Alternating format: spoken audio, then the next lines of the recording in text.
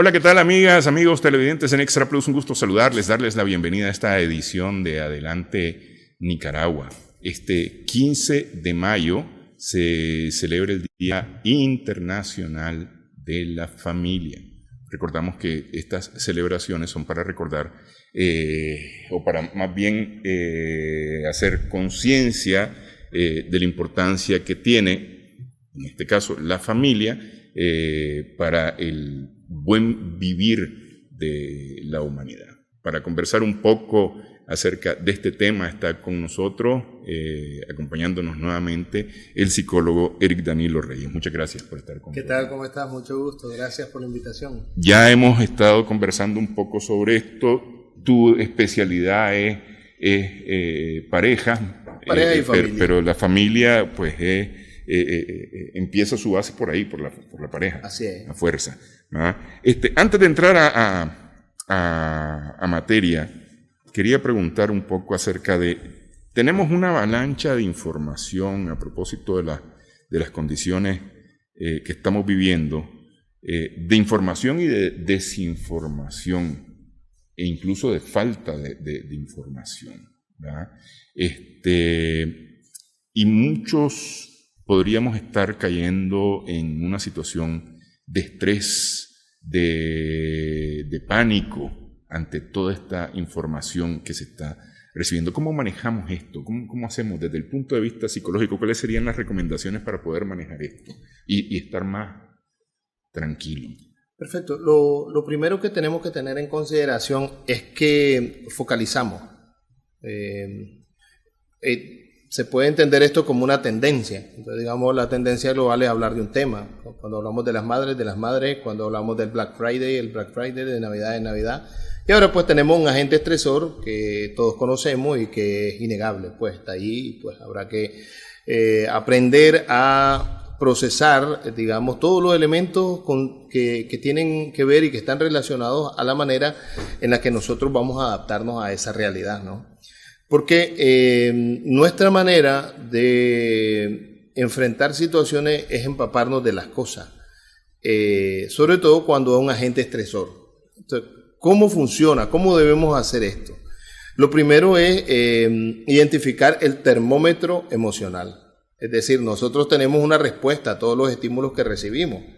Vamos a hablarlo no solo en términos negativos, es decir, quien te manda a decir algo positivo, wow, qué bonito ese programa, lo estás haciendo, estás aportándole a nuestra sociedad, a ti te hace sentir bien, ese es un estímulo. Saludos, buen día, un abrazo. Buen día, un abrazo, cualquier cosa es un estímulo, tú lo recibes, tú lo aprecias, tú lo consideras como algo que tiene un efecto en tu vida, ¿no? Igual, cualquier otra información que yo consuma, sin lugar a duda, va a tener un efecto. Ahora, no solo es la información, sino el tipo de información y la cantidad de información que yo estoy recibiendo. ¿A qué se debe que yo esté consumiendo tanta información? Primero, al hecho de que no estoy haciendo una rutina de mi día. O sea, que yo previamente no he diseñado un plancito para trabajar el día. Y empiezo hay una palabra que es poco conocida por la población, que es a procrastinar. ¿Qué es procrastinar? Es, voy a hacer tal cosa, tenías que hacer una tareita, alguna gestión que tenías que hacer por internet. Ya te levantaste en la mañana, te pusiste a ver noticias y no, mañana, ya de una. Entonces empiezas a posponer, a postergar, pero es porque estás encerrado en una sola temática, en una sola situación. Entonces, digamos, procrastinar es el riesgo que corremos de quedarnos en una sola actividad. Y eso lo que genera es un embotamiento mental que te impide salir de eso y que cierra dos características maravillosas del ser humano, que son la creatividad y la iniciativa. Uh-huh. Entonces, digamos, lo primero que perdemos al involucrarnos de manera desmedida en las redes sociales, viendo cualquier temática, porque tenemos un agente estresor, pero no es que antes no pasábamos demasiado tiempo en el Facebook. Y seguíamos procrastinando. Yo quiero saber qué está haciendo Eric, entonces, y pasaba viendo tu perfil. Tu perfil. Uh-huh. Bueno, algunos stalkeando al otro, ¿no? A ver qué publicó. Exacto. Sí. Entonces, ahí estamos perdiendo la oportunidad de desarrollar nuestro máximo potencial.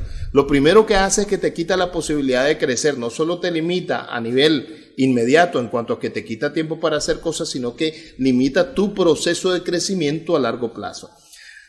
Sin mencionar el efecto estresor que tiene. Es decir, el ser humano hace lecturas de lo que vive. Es decir, una lectura es, por ejemplo, ve una noticia, el cerebro puede entenderla como una amenaza, esa noticia, ese agente estresor me hace sentir en peligro, mi cuerpo, que es maravilloso, que es un diseño precioso de Dios, hace su trabajo. Entonces él dice, está en peligro, empieza a producir una serie de sustancias que lo que hacen es activarme, que lo que hacen es que mi cuerpo se active. Entonces la adrenalina, la noradrenalina hacen que el corazón trabaje más aceleradamente, hacen que se produzca más azúcares y el cuerpo empieza a activarse más, pero es una activación interna. Porque claro, al final tampoco es que estamos haciendo mucho. Sí, es decir, te pones en estado de alerta, digamos. En el estado de alerta, exactamente. Y eso es lo que hace el azúcar justamente.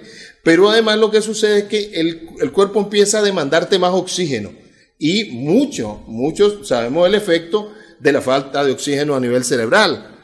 Entonces vemos cómo empiezan a haber afectaciones físicas. Es decir, el problema no es la discusión entre si quiero leer o no lo quiero leer. O sea, encerrarme en esta discusión sería absurdo. Entendamos el efecto que tiene en nosotros. Ahí ya empieza a haber un efecto, una afectación.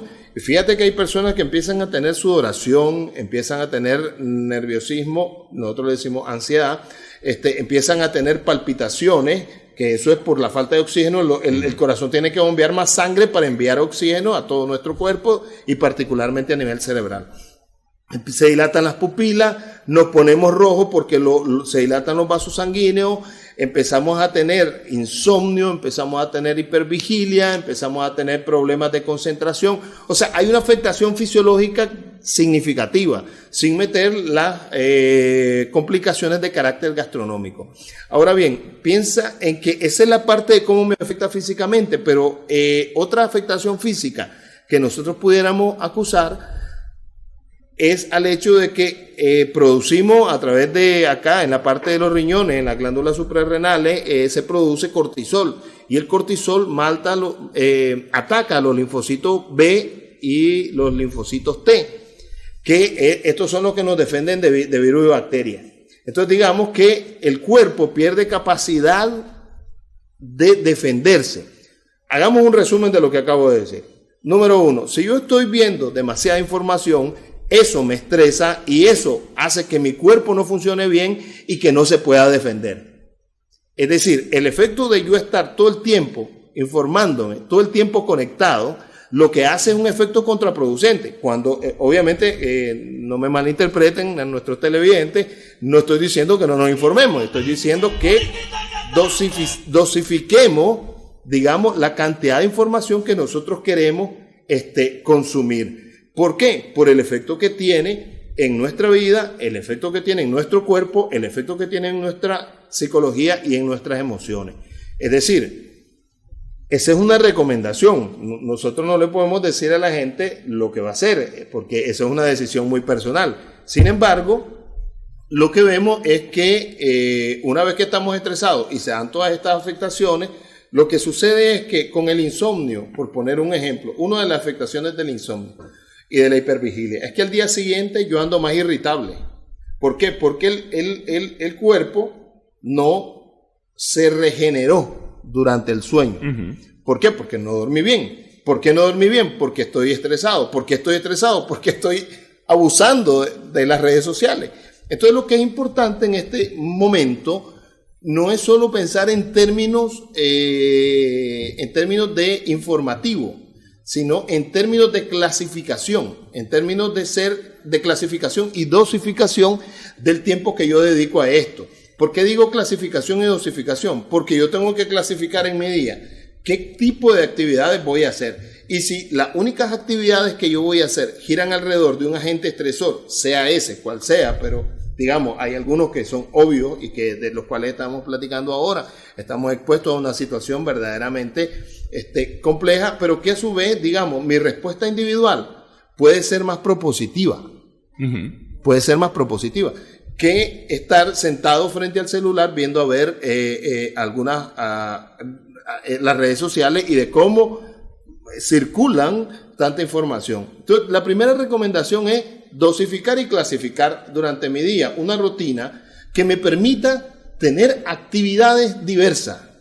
Estamos hablando de que, fíjate que como soy psicólogo, estoy viendo cómo las personas están sufriendo sensiblemente. Y cuando te digo sensiblemente, me refiero a que están sufriendo de verdad, pasándola mal, porque no están logrando manejar esto. Pero es que mira, si tú te encierras en tu cuarto solo a ver noticias, sin lugar a dudas vas a terminar afectado. Es decir, o no solamente ver noticias, hacer cualquier otra cosa, qué sé yo, te sentás a jugar solitario. Exacto. Hay un momento en que te vas a estresar, claro, de no poder resolver. El cuerpo empieza a resentir el estar sentado. Entonces, justamente de lo que nos estamos refiriendo es, tú tienes que tener una rutina. Tienes que tener una rutina que te permita a ti tener un horario. No es cuestión de que, claro, tal vez estoy en mi casa el sábado en la mañana y yo dije que iba a empezar a las 8, por decir algo. Pero entonces ya empiezo ahora a enojarme porque son las 8:10 y no he empezado. No nos referimos a eso. Cuando nos referimos a una rutina, nos referimos a tener ciertas cosas que tú dices, en este día yo voy a hacer esto. ¿No? Me voy a levantar en la mañana, voy a tomarme mi cafecito tranquilo. Si quiero ver las noticias, ese es el momento para informarme de cuáles cosas pudiera yo tomar en consideración. Cierro ese capítulo y empiezo con las otras actividades que pueden generarme bienestar. Fíjate que una de las cosas que está pasando, la gente se encierra y no habla con nadie. Y lo único que están haciendo es aumentar la posibilidad de generar todos estos daños a nivel fisiológico. Y nosotros pensamos que para ayudarnos en estos temas necesitamos hacer como magia. Sinceramente, lo que necesitamos, la primera recomendación que nosotros estamos dando es hablar del tema. Pero no es sentarme con la familia a patinar y que esto va ahí, que tal cosa, no, pero el otro dijo, no estamos hablando de eso. Hablar con alguien que sea en psicología le llamamos que sea un interlocutor válido. ¿Quién es un interlocutor válido? Un interlocutor válido es alguien, digamos, yo vengo a contarte un problema. ¿Cuándo tú vas a ser un interlocutor válido? Cuando tú no me vas a juzgar porque yo te digo, fíjate que Néstor, estoy teniendo miedo, pues, esta cosa me tiene con miedo, estoy nervioso, no quiero salir de la casa, y tú no me vas a juzgar, pero no, hombre, si vos sos un hombre, ¿cómo te da miedo a eso? ¿Me entiendes? Cuando tú no vas a juzgar, cuando tú no vas a tener un juicio en contra de lo que yo estoy sintiendo, sino que vas a tratar de entenderme. ¿Y cómo me vuelvo yo un interlocutor válido? Y contame, pero ¿qué es lo que te hace sentir? ¿O cada cuánto te está pasando? Quiero conocer de lo que te está pasando, pero no por morbo, no porque esté interesado en decir, este más es un cobarde, sino que quiero saberlo, pero para que tú lo saques de tu sistema. Porque aunque no lo creamos, nuestros pensamientos pueden ser nuestros mejores aliados o nuestros peores enemigos. Ok, pero sacarlo del sistema es sacarlo del sistema. Porque muchas veces tenemos el problema de ser gaveteros, ¿no? Y entonces lo sacamos, lo asoleamos un momento y lo volvemos a meter a la gaveta. Claro. Y después lo volvemos a sacar y lo seguimos asoleando un momentito y lo volvemos a meter a la gaveta y cada vez que podemos lo sacamos de la gaveta, pero vuelve nuevamente a engavetarse. Claro, sí. Es difícil pensar en términos de que no vamos a seguir hablando de la temática que ahora no afecta a todo. Pero lo que sí es muy importante es que sepamos que cuando nos referimos justamente para evitar el gaveteo, llamémosle así de esta manera, para evitar el gaveteo es que nosotros buscamos a alguien que nos pueda dar alternativas para que nosotros evitemos el gaveteo. ¿Cómo se evita el gaveteo? De que yo encuentro otras actividades que hacer. ¿Cuál es el problema? Mira, el mundo, la globalización, la sociedad nos ha convertido en seres humanos que no hacemos nada si no obtenemos nada a cambio. Es decir, si yo voy a hacer algo, tiene que parecer algo que yo le saco un beneficio económico o un beneficio de algún tipo. Nos olvidamos de los beneficios a nivel interno. los beneficios de satisfacción personal, de alegría, de contentamiento, de paz, de sosiego, de recuperación, etcétera, etcétera. Entonces digamos que en este momento, cuando tú hablas con un interlocutor válido, no solo estás sacando el asunto del sistema, sino que este interlocutor válido te va a dirigir por dónde vas a llevar el asunto. Entonces te pone una serie de recomendaciones para que tú no estés hablando todo el día de eso. Primero, no estés conectado todo el día con eso, y segundo, no estés hablando todo el día de eso. Y después te pone una serie de tareas. Te voy a poner un ejemplo, como hay una afectación, ya lo decía anteriormente, a nivel bioquímico y a nivel fisiológico, yo acelero la respiración. Entonces, una de las tareas que te va a dar el interlocutor es que controle la respiración. Entonces, con la respiración que llamamos diafragmática. ¿Cómo es la respiración diafragmática? Una cuenta de 5-2-5. 5 segundos inhalando, 2 segundos retengo, 5 segundos exhalando. Y es un ejercicio porque el ansioso le cuesta respirar con calma, porque su característica es la ansiedad, sí. Es obvia, pues. Sí. Pero entonces digamos que él tiene que ejercitarse en ese manejo. Entonces primero lo hacemos por algunos minutos, 2-3 minutos, después pasamos a 5 minutos. Es un ejercicio, tiene que comprometerse a hacerlo. Y después te voy ingresando una serie de tareas, ¿verdad?, que empiezan a transformar tu realidad. Ok, pero de ahí ya me estás hablando, de ese interlocutor válido realmente es una persona que tiene algunos conocimientos, pero ese irte a visitar como psicólogo o pegarte una llamada como psicólogo, qué sé yo qué cosa, pero no todo el mundo tiene a la disposición un psicólogo para decir, tienen que haber otros interlocutores válidos, o sí, se pueden encontrar otros interlocutores válidos. Claro que se pueden encontrar. Que no necesariamente sean profesionales. Sí, por supuesto que sí. Fíjate que ahora están habiendo, digamos, una serie de profesionales que no son precisamente de la salud mental. Algunos son trabajadores sociales, estamos hablando de muchos que son consejeros, personas que, digamos, mínimamente se están dedicando a apoyar a las personas. De esto vi, por ejemplo, a un religioso que comentó que estaba a la orden, pues si querían hablar, que no se metía, digamos, estrictamente en temas religiosos ni de otro orden, pero que digamos que él estaba a la orden para un poco de consejería. Para escuchar, principalmente para escuchar. Entonces digamos que pasamos de estar en un escenario en el que nos está costando decir tengo miedo. ¿Me entiendes? Y lo primero es que cuando nosotros nos quedamos encerrados nosotros en nuestro miedo, estamos queriendo huir de él. Encerrarte es como huir, una intención un poco ingenua, ¿verdad? Es querer obviarlo para exacto. Este problema no está exacto. aquí. Sí. Pero digamos que lo mejor que le puede pasar al ser humano, a mí me gustó una palabra que tú utilizabas antes de entrar al aire, y es administrar, es gestionar. Y para administrar y gestionar tú tienes que familiarizarte con algo. Entonces, una de las cosas que está pasando cuando nos da miedo es que no conocemos ese algo. Entonces, lo que nos da miedo es algo que no conocemos. Entonces, todo cuando empezamos a trabajar en algún lugar nos generó estrés, ¿no? Porque no lo conocía.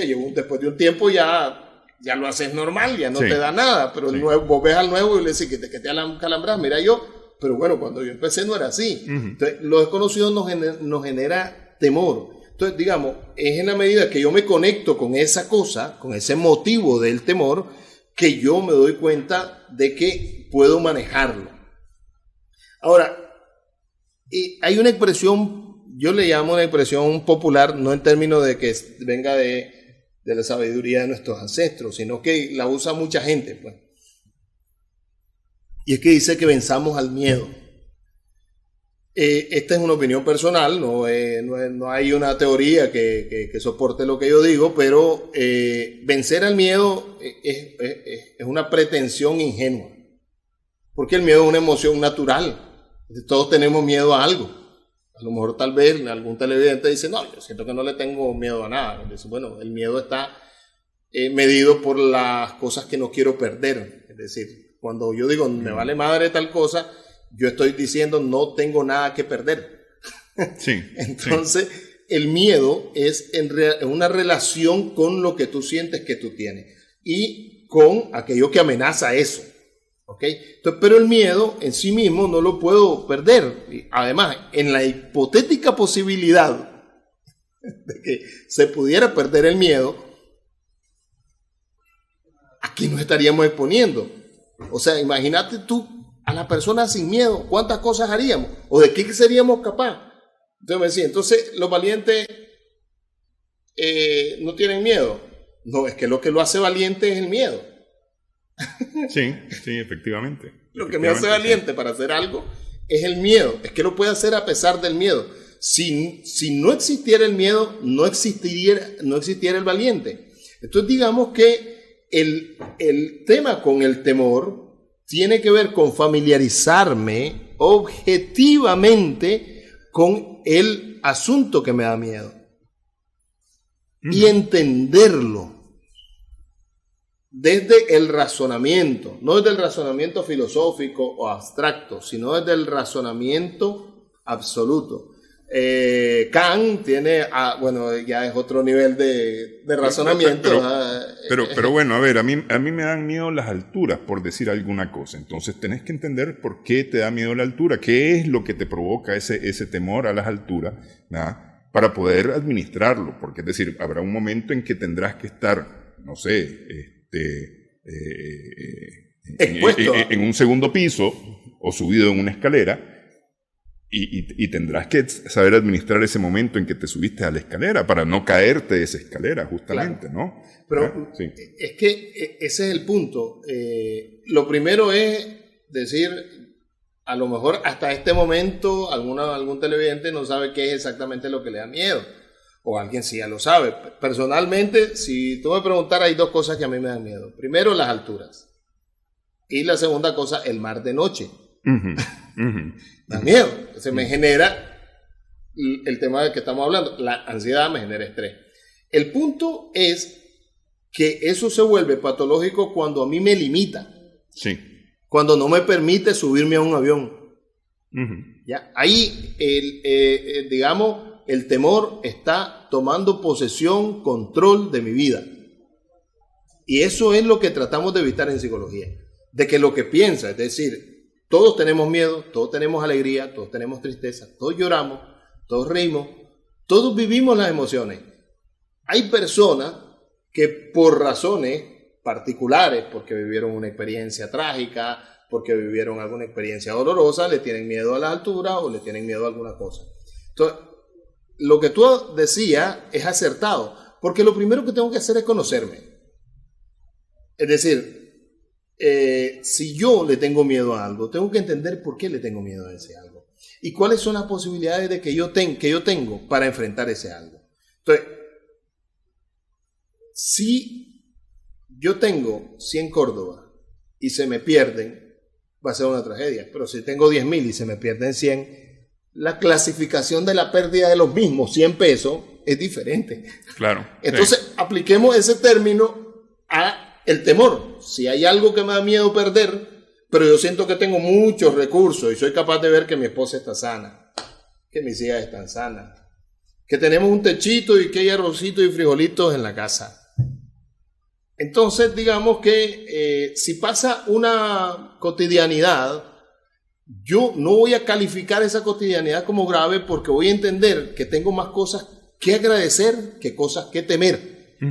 Entonces, esa calificación va a ser diferente y entonces, digamos, automáticamente las tendencias estresoras se reducen y eso tiene que ver con mis recursos internos, con las fortalezas particulares que yo tengo. Sí, así. Es decir, el asunto es que creemos que equivocadamente creemos, tal vez seguramente tú has escuchado esta frase. Cuando alguien dice, es que yo tengo carácter fuerte, yo le digo en su cara lo que sea, quien sea, yo no tengo pelo en la lengua y no sé qué, que no sé qué. Eso no es un carácter fuerte. Eso no es tener carácter fuerte. Es una tergiversación de esa característica del ser humano. Un carácter fuerte, una persona tiene carácter fuerte cuando es capaz de sobrellevar algo verdaderamente difícil. Eso es tener carácter, es templanza. Es tener fortaleza, es alguien con un afuero emocional impresionante, lo cual no quita que le dolió, que le dio miedo, que se acalambró, como decimos en buen nicaragüense nosotros, pero que fue capaz de superarlo. No podemos confundir la soberbia, la mala educación, las maneras inapropiadas de responder, la mala crianza, con fortaleza de carácter. Y eso es administración. Es administración, es como gestión. tú lo decías, sí. Es gestión emocional. Sí. Exacto. Pero también, mira, qué interesante porque si tú lo ves en perspectiva, yo me puedo enojar porque esa es otra cosa que tenemos que aprender, es que la gente tiene derecho a enojarse y que es normal que se enoje. Pero que ese enojo no me lleve, o si me lleve al arrepentimiento de haber fallado y me lleve a la corrección de haber fallado. ¿Qué es la corrección? Cuando me doy cuenta que al enojarme me equivoqué. Eso pasó. Está bien, ya no lo puedo borrar el pasado, pero puedo aprender una lección de ese pasado y decir, la próxima vez voy a gestionarlo de otra manera. Sí. Y ahí es donde está la administración emocional. Es decir, que puedo aprender una lección de esto que estoy viviendo. Y si hubo terceros afectados, saber pedirles disculpas a los terceros. Pedir disculpas, sí. sin lugar. Sí. Otro factor importantísimo para poder bajar los estresores. Sí. Ok, vamos a hacer una pausa y ahora sí nos metemos al tema que nos convocó en esta edición, que no está muy largo de lo que estábamos conversando, pero nos metemos a eso al regresar.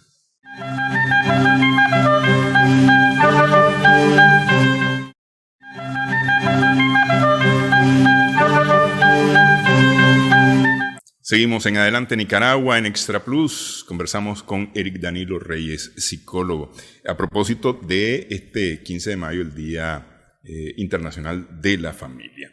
La familia que este año tiene una circunstancia especial. Hay muchos que están en su casa, ¿no? Y están, lo que veníamos hablando antes, están pasando mucho más tiempo del que estaban acostumbrados a estar en la casa con el resto de la familia, ¿no?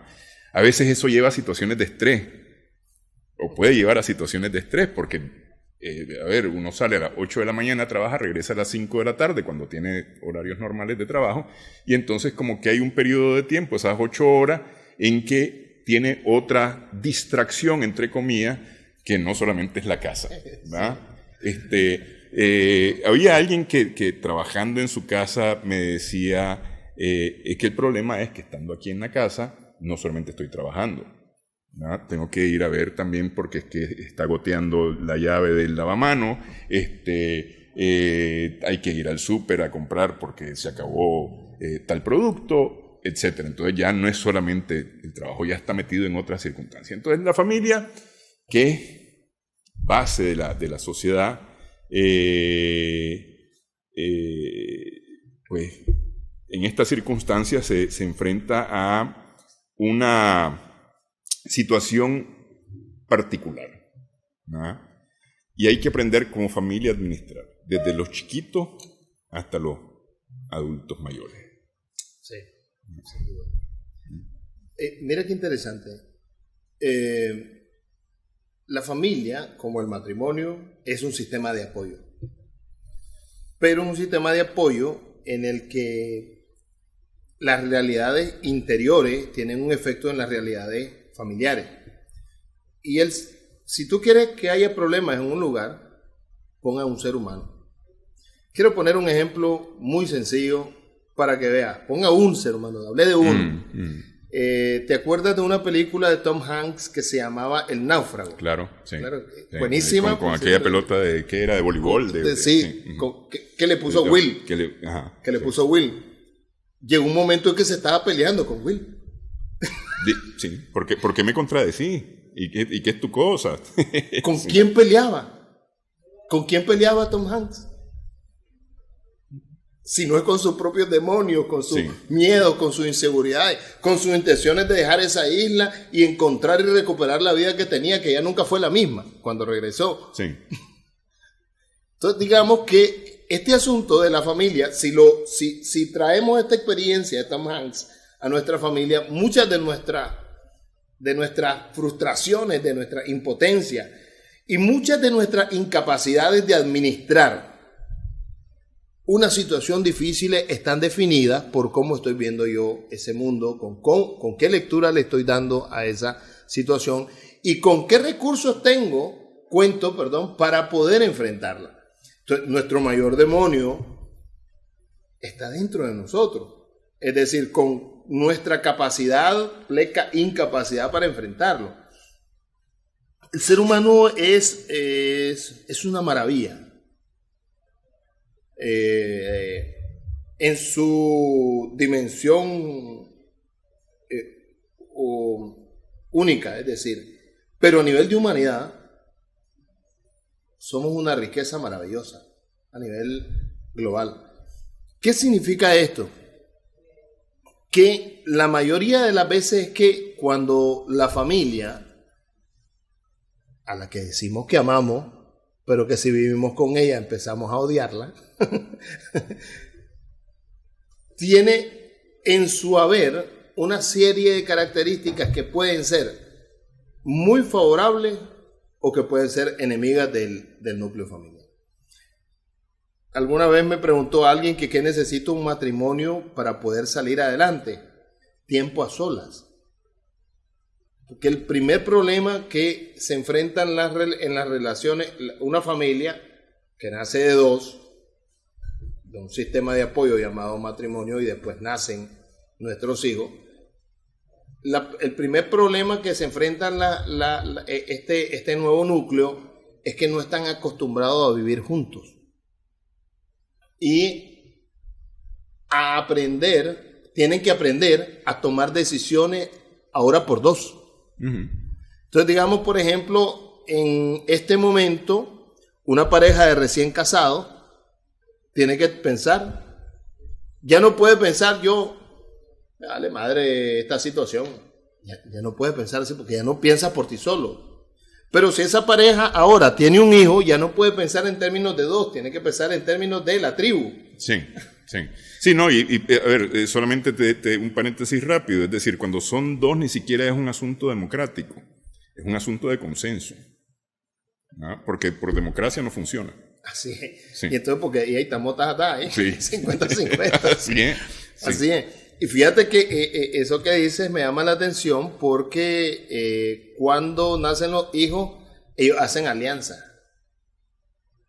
Ahí empezamos por accidente, tal vez si querés, a aplicar la democracia. Entonces uno de los hijos se inclina hacia un lado y termina, digamos, para bien o para mal, inclinando la balanza de hacia dónde van a dirigirse los esfuerzos o hacia dónde se va a inclinar alguna decisión. Sin embargo, es decir, este es momento de pensar y de reflexionar y de madurar como familia. Es decir, estas tres cosas como familia: pensar, madurar, reflexionar.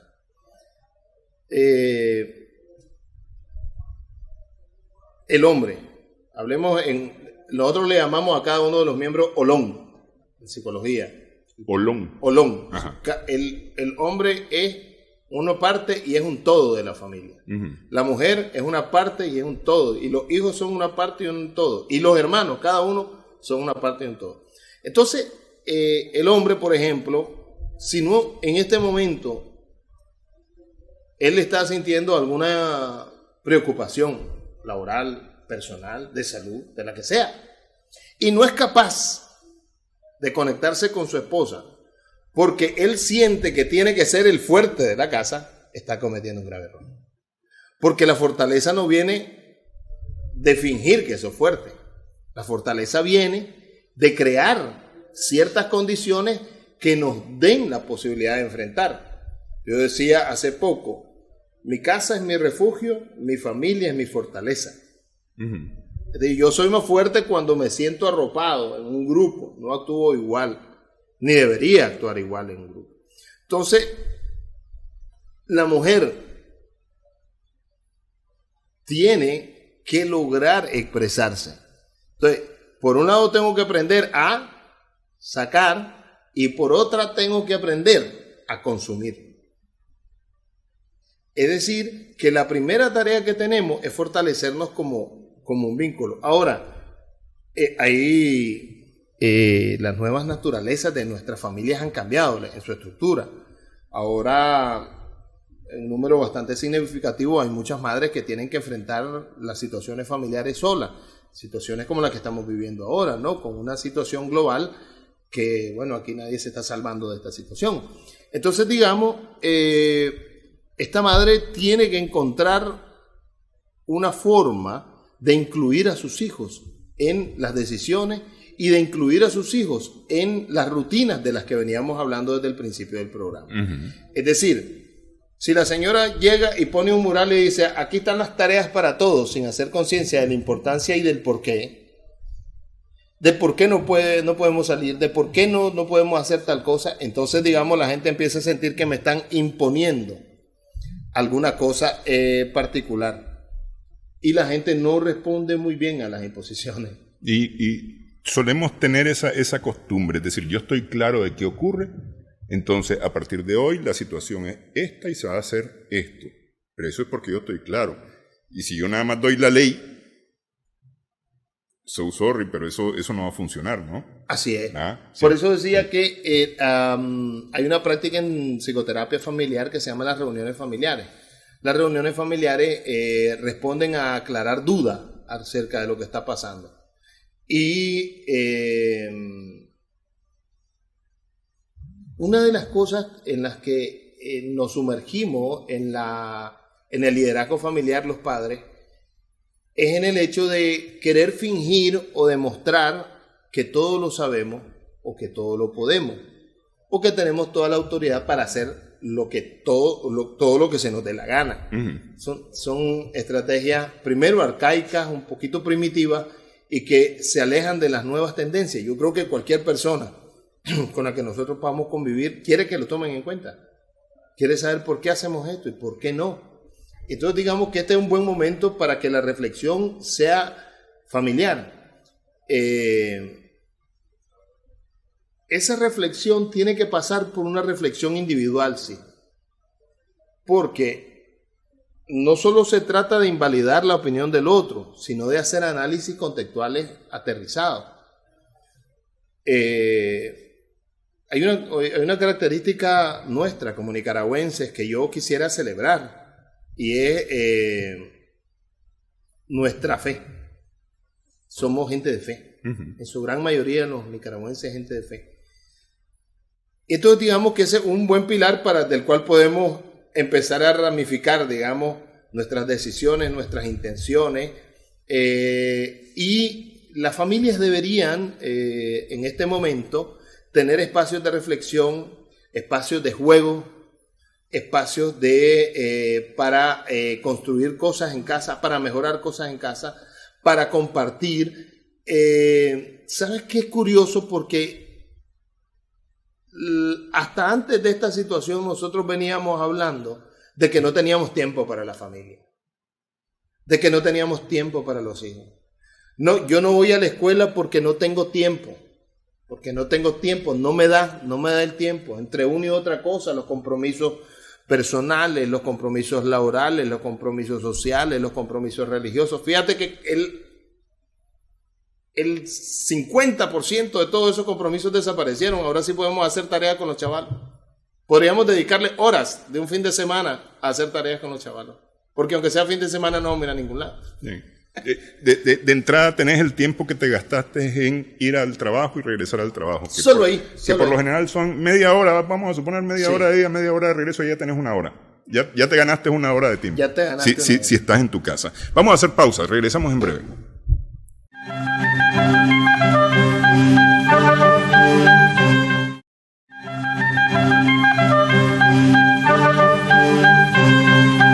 Seguimos en Adelante Nicaragua en Extra Plus. Estamos conversando con Eric Danilo Reyes, psicólogo. Esto del tiempo se debe convertir, más que en tiempo por ser tiempo, se debe convertir en calidad de tiempo, ¿verdad? Y ahí me parece que radica una cosa importante, y no debe ser un asunto que nos vaya a causar estrés, debe ser un asunto que nos vaya a causar placer. Al final de cuentas, el poder dedicar calidad de tiempo a la familia, en esta o en cualquier otra circunstancia. Porque aquí lo importante es la calidad de tiempo, me parece, que podamos tener en familia. Especialmente cuando tenemos hijos pequeños. que parece chiste, ¿ah? Pero los hijos crecen rapidísimo y cuando nos damos cuenta, ya se fueron. Y añoramos ese tiempo con los hijos chiquitos. Y lo reclamamos después. Sí, sí. Y por ahí después viene lo de los nietos, ¿no? Claro. Ahí viene. Y querer criar a los nietos. Y querer hacer, deformar. Sí. Es broma.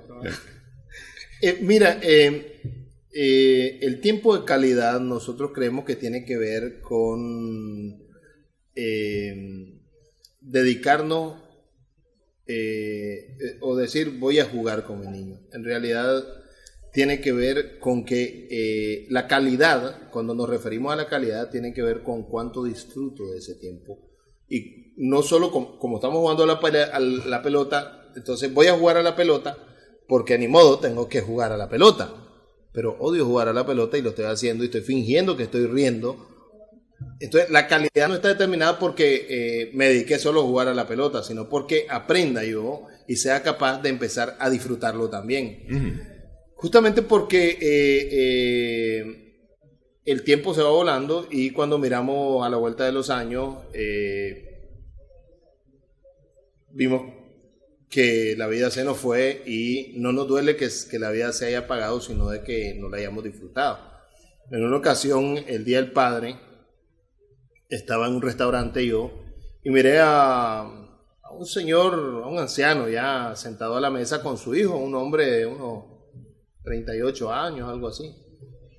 Y estaban comiendo, pero ni se miraban, no tenían nada de qué hablar. Estaban comiendo por comer y estaban celebrando el Día del Padre, si a eso se le puede decir celebrar solo por celebrarlo. Uh-huh.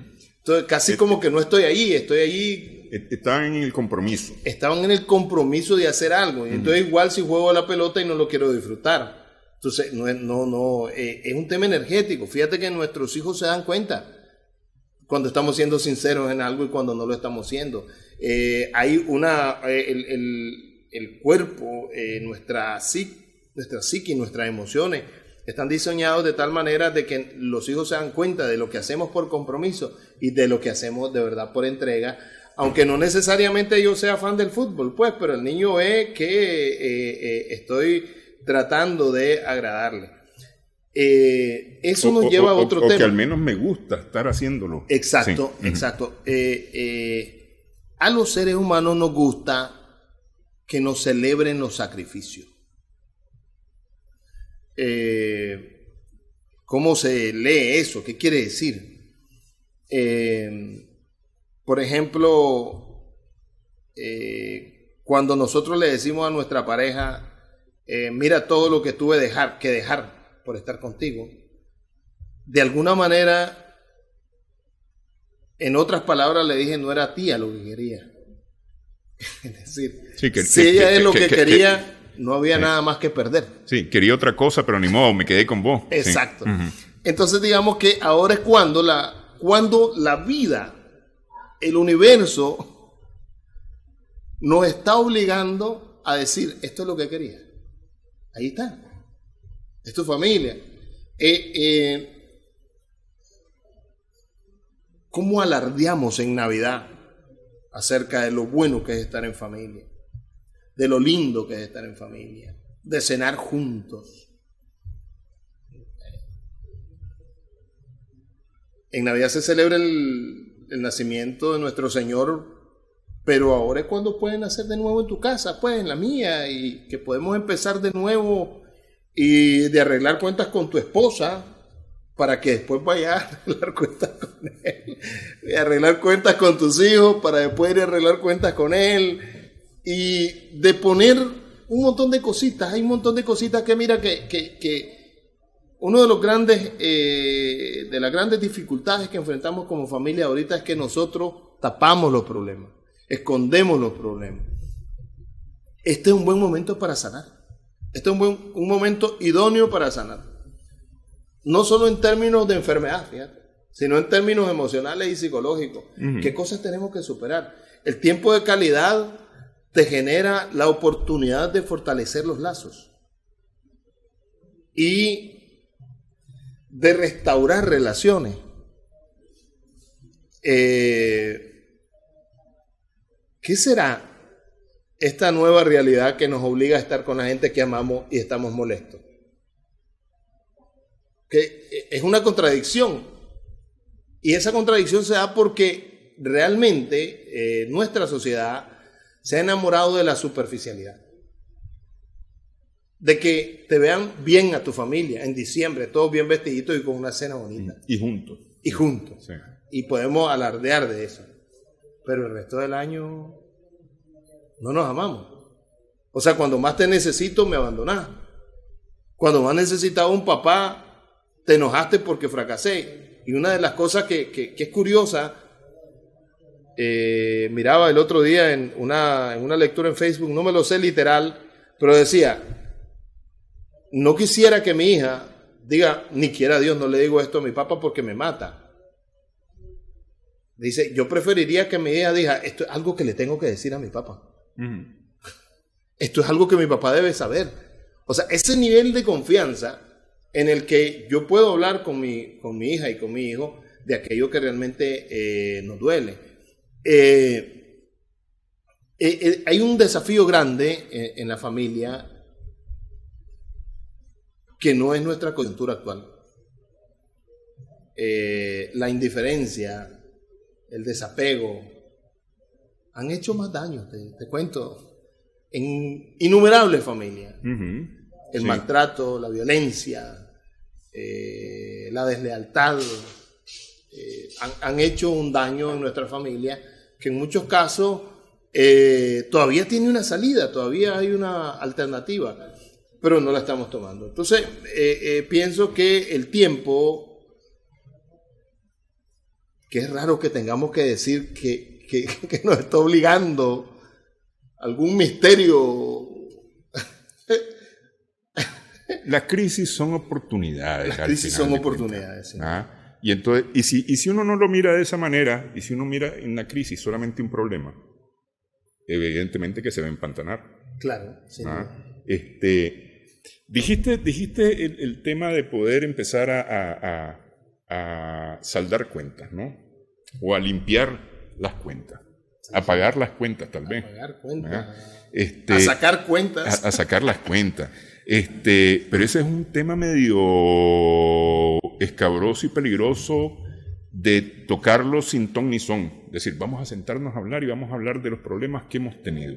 Y si empezás y sacás todo de un solo, cuidado, más bien la cosa se enreda más. Sí. Me parece que eso tiene que ser una cosa más estructurada, más guiada, tal vez. Y me gustaría que lo tocáramos como un programa aparte. Claro. Porque ese es un tema muy difícil. Muy difícil y muy importante. Pero solo quisiera decir una cosita, porque antes de que cierre el programa, cuando yo digo sacar cuenta es, digamos, que hay un término en el que tenemos que confrontarnos.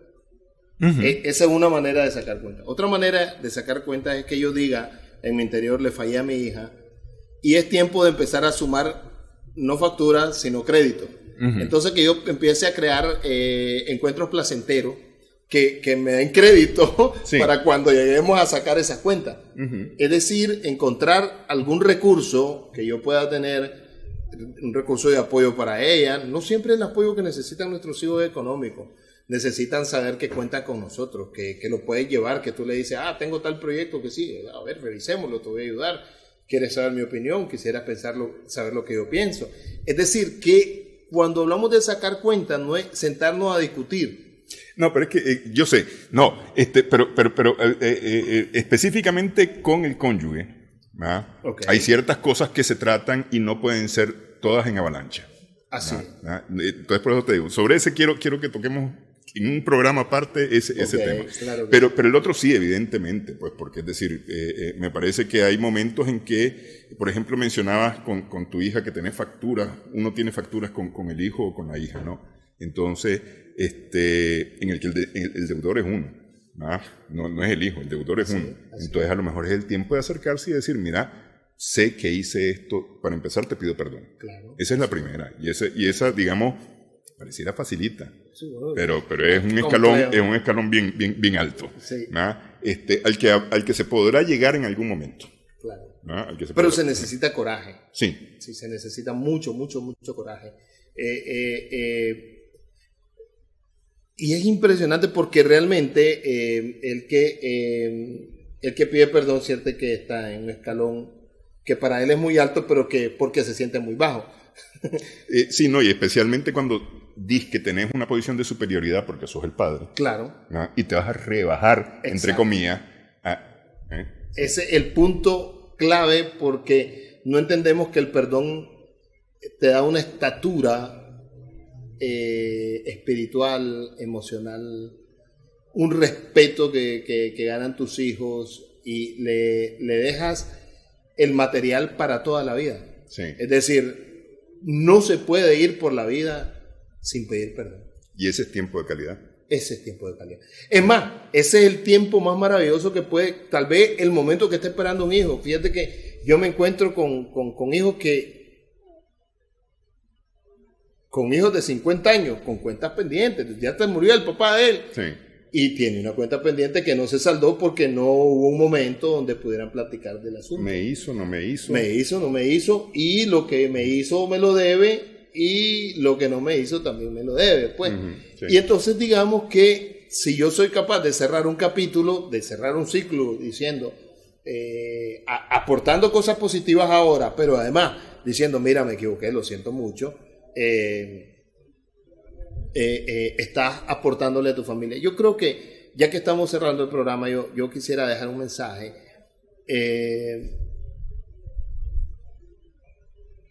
Estamos escalando una montaña.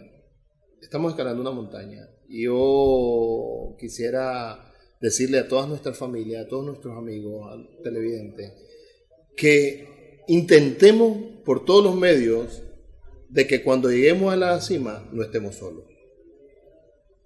Porque en la opinión de alguien que sabe más de este diseño maravilloso que es el matrimonio y la familia, en su opinión, no es bueno que estemos solos. Y por eso los hizo dos. Exacto. Así Muchas gracias. Gracias a ti. Un placer. Eric, Danilo, por esta conversación. Gracias a ti. Gracias también a nuestras amigas, amigos televidentes por su sintonía en esta edición de Adelante Nicaragua. Esperamos que el programa haya sido de provecho para usted.